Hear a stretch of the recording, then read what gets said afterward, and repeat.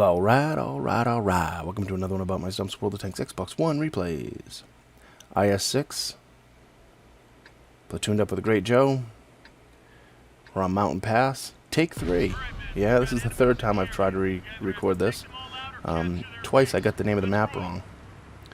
And the last one, the first time I tried to record it, I realized it about, 2 minutes into the game. I was calling it Arctic Region. And I was like, oh crap, so I gotta restart because it's not Arctic Region, it's Mountain Pass. So I go back and restart it, did the whole video, went to listen to it, proof listen, and yeah, I called it Arctic River, not Arctic, when I was explaining, I was explaining that I made a mistake the last video, and I called it Arctic River, not Arctic Region. Why I told that story, I might as well have just left the other commentary, the other narration on it, and just, left a bubble saying oops, because why re-record it when I'm going to admit to it, right? But then again, you see a new move right there where I get stuck on the hill, and you see another one right here when I get stuck in this little valley. So, if you're keeping track, so far, even though we're top tier, I could have been pretty much destroyed for the most part right there if the other team was good. If they had a bunch of tanks in the middle spotting and shooting, they would have had some good shots into me. But, thank God they didn't, so off we go. Off we go. Jolly good show. Off we go. And A44 to the right. Bounce a couple shots there. Take 3 out of 3 out of him. 383. Take 3 out of 3. 383 out of him. Joe goes put one into him right here and it bounces. How stupid. But that allows me to do another 383 and finish him off. So, hey. Power to the IS-6 that was in front. On to the next tank. We have a KV-4 over there. We have a T-95 E2 KV-4. I'm going to bounce off his cupola because, that one's made out of unobtainium. So we're going to have to load premium. Because that unobtainium stuff's hard to crack, but not when you have premium. So now there's a T-95 too, E2. I still got premium loaded, which is stupid, but it is what it is. And you know something? It takes 442 out of him, so, premium or not. A lot of times you'll see that when I'm in the premium tanks, the IS-6, Awful Panther's gone. 363 and his game is ended.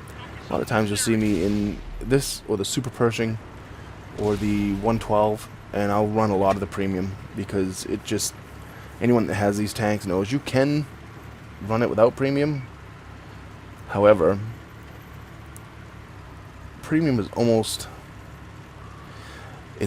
like, if you're top tier like I am, premium is almost like an auto pen. You don't need to worry about a bounce for the most part. Unless you really hit a bad angle or something, for the most part, you're going to pen. Whereas the standard shells, God damn it, you'd think they put a new voice box in me this morning. The standard shells sometimes can just not play well. So, Saint Emil over there, he's going to hit my tracks. And guess what? I take 397 out of him, and Cromwell finishes him off. Track is repaired. Drive on. Move out. Roll out. Let's go. So yeah, you'll see a lot of times, whether it's stupid or not, it's kind of stupid. I definitely did not need to keep the premium on here. There is no tanks in this game that I can't penetrate outside of that KV-4. I should say penetrate reliably outside that KV-4. With standard ammo. I bounced one off the prototype because I didn't aim, I just used auto aim and fired.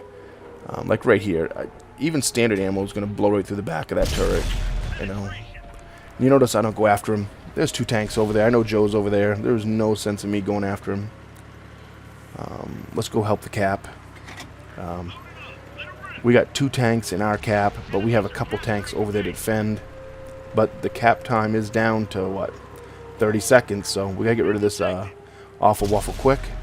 We set him on fire, and he uses a $20,000 extinguisher. Then he misses his shot on me, so guess what? The 333 takes him out. And oh, here comes another Saint Emil. Shoot at me, will ya? My teammates are going to put a big chunk into you, and guess what? We just wasted an enemy. So yeah, that cap is down to 44 seconds again because there's 2 on there. So at this point, until I know if it's going to be reset or not, I'm getting on the cap. It's just a smart play. You see me complain about capping. You see me get ticked off about early capping or capping when not needed. Right now, until that cap is reset, it was needed.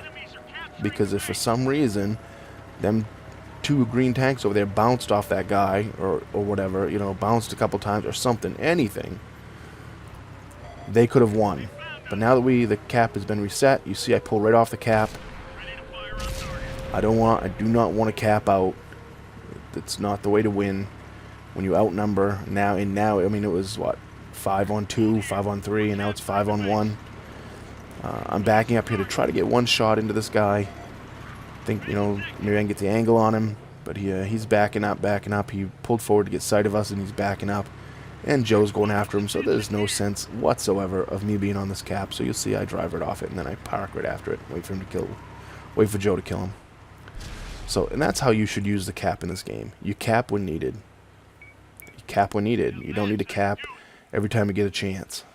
Cap when needed. And you definitely don't need to cap when it's 4 tanks on 1 or 5 tanks on 1. Or I know there's situations where that might help if you can't find the other tank and it's a really fast tank and you're all in slow tanks and you're all near the enemy cap. Yeah, but in general, you don't cap when it's 5-on-1. We end up with 95,600 silver, 3747 for XP with a multiplier, 3637 for damage dealt, 114 assist, 1000 XP, 1000 damage blocked, high caliber, top of the list, 1523 for base XP with 4 kills.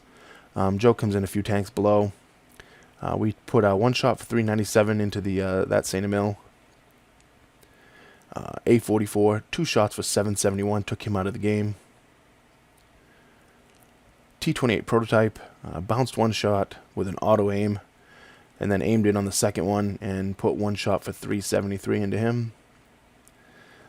The Awful Panther, put 1 shot into him, took him out of the game for 364.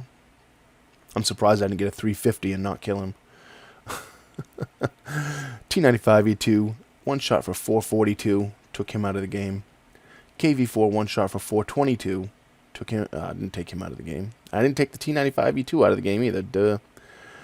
Borzig, here we go, took him out of the game on 2 shots for 851, took his engine and his gun out. I'm just so used to saying, and took him out of the game. This Saint Emil 1 shot for 17 damage took him out of the game. So yeah, it's hard when you have 2. You know, I come up the top of the list with 3,600 damage, and Joe was down below with just shy of 2,000 damage.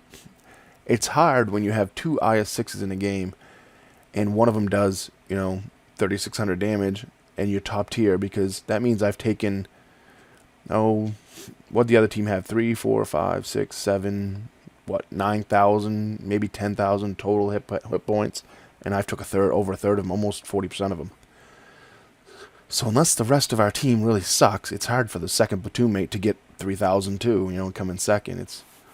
So it is what it is. He did good, did what was needed. I shot 12 shots, 12 hits, 10 penetrations. So every shot I fired hit my target. 8 tanks hit, 4 destroyed. I took 2 shots in damage, and it kind of sucked, but you know, it is what it is. As usual, comment or subscribe, thumbs up, thumbs down. Tell me what I did right, tell me what I did wrong, and remember, when you're on that battlefield, shoot the red one.